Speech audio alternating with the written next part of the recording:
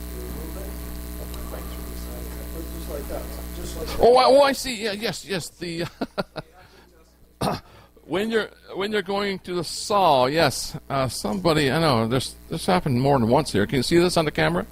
Get a close up on that.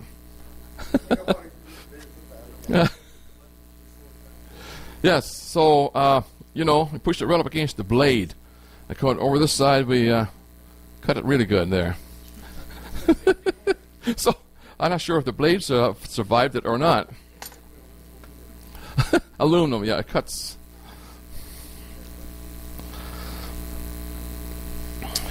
Now, also on the table saw, if you look at the videos on they use, lots of people make a sled, a wooden sled, and set it all up to make these perfect cuts.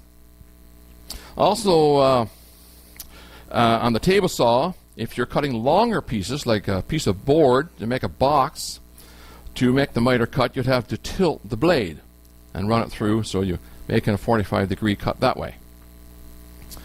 And or another, not only 45-degree, but if you're making, say, an octagonal, a cylinder, octagonal, you would have to adjust your degrees accordingly.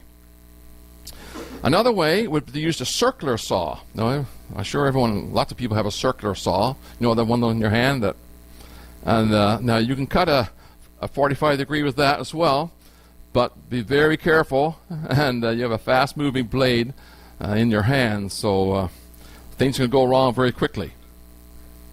And then, of course, there's the miter saw, or a chop saw. And I don't think we have one here. We do have one somewhere. Oh, right there. Yeah, I'm sorry. We did. As a slider too. Yes, we do have one. I'm sorry. So that's another way of cutting making a miter cut. So I'm not going to elaborate on that because the video tonight is going to focus on that one. So at this time, we're going to view the video, and it was quite difficult to select a video on this, and because there's so many of them produced on this subject. But I thought this one would be appropriate because it explains in detail how to achieve a perfect miter cut, and that's what I want. That's what I want, the perfect one. So as we all do, and there will be a link to the video that explains this if you're viewing this on the computer. Now, following the video, Mike Beaton is going to come, and he's going to talk about the spline, putting a spline into a miter joint. And so after that, we'll give you opportunity for some comments or questions. So at this time, Tom, we're going to